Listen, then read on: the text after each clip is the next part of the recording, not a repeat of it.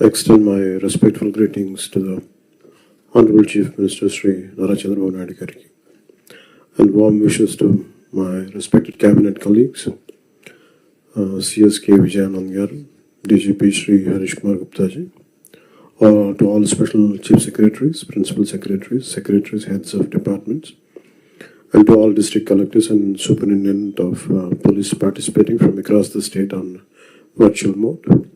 I'm delighted to attend this third conference of ministers and secretaries chaired by Honorable Chief Minister Garu. Andhra Pradesh Prabhutam, they are extremely committed building a state that is which is inclusive, sustainable and responsive to the aspirations of its people. ఈ ప్రజలు మమ్మల్ని ఎన్నుకున్న తర్వాత tangible results పాలసీల్లో ఉన్నవి చెప్పినవి ఇవన్నీ క్షేత్రస్థాయిలో కనిపించాలి అన్న కమిట్మెంట్తో ముందుకెళ్తా ఉన్నాం.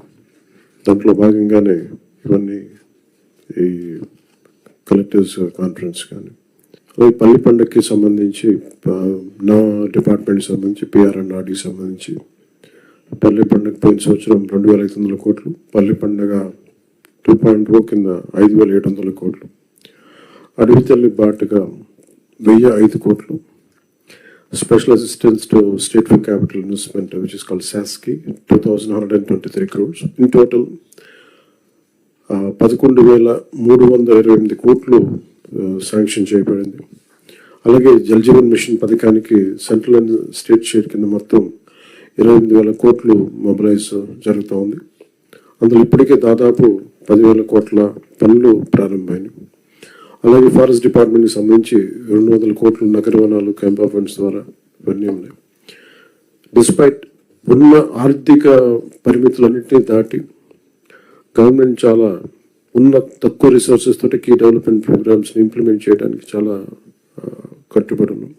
గౌరవ ప్రధానమంత్రి శ్రీ నరేంద్ర మోదీ గారి సహకారం, వారి కమిటెడ్ లీడర్షిప్, అలాగే గౌరవ ముఖ్యమంత్రి నారా చంద్రబాబు నాయుడు గారి అనుభవం, ఈ ప్రోగ్రామ్స్ అన్నీ క్షేత్రస్థాయిలో దీన్ని రిజల్ట్స్ చూడాలని మేము అందరం పనిచేస్తూ ఉన్నాం. మా అందరం కూడా కలిసి పనిచేయాల్సిన అవసరం ఉంది. This effort and commitment must be clearly understood by the administration. When funds are arranged with such difficulty and responsibility, there can be no excuse for failure in implementation. Every rupee must be translated into visible outcomes on the ground. Officers at all levels must ensure that funds are made available and projects should be executed efficiently, transparently and within timelines without any delay. ప్రత్యేకించి ఈ మధ్యన గౌరవ ముఖ్యమంత్రి గారి దృష్టి కూడా తీసుకొస్తాం. క్షేత్రస్థాయిలో కొంత ఉదాసీనత ఉంది అందరికి. ఆ రిజల్ట్స్ మేము గౌరవ ముఖ్యమంత్రి గారు మాకు ఇచ్చినంత టార్గెట్స్గా మేము కిందికి వెళ్తా ఉంటే కొన్ని ఎక్స్క్యూజెస్ కనిపిస్తాను. దయచేసి అవన్నీ లేకుండా చూడండి. ఎందుకంటే మేము 4 గోడల మధ్య కూర్చునే వ్యక్తులు ఎవరు కాదు. అంత చాలా అద్భుతంగా ఉంది, ప్రశాంతంగా ఉంది, అట్లాంటివన్నీ ఉన్నాయి. కానీ బట్ యాక్చువల్గా కొన్ని చూస్తే చాలా గ్యాప్స్ ఉన్నాయి. అవి కొంచెం మేము ఈ డిపార్ట్మెంట్స్లో ఉన్నతాధికారులు అందరూ కూడా దయచేసి అది ఒక్కసారి మీరు క్షేత్రస్థాయిలో we have to fix accountability.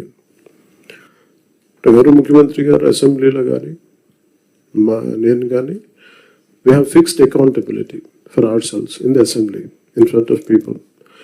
So I request you all, make sure that accountability should be fixed, including the last employee to the topmost official also.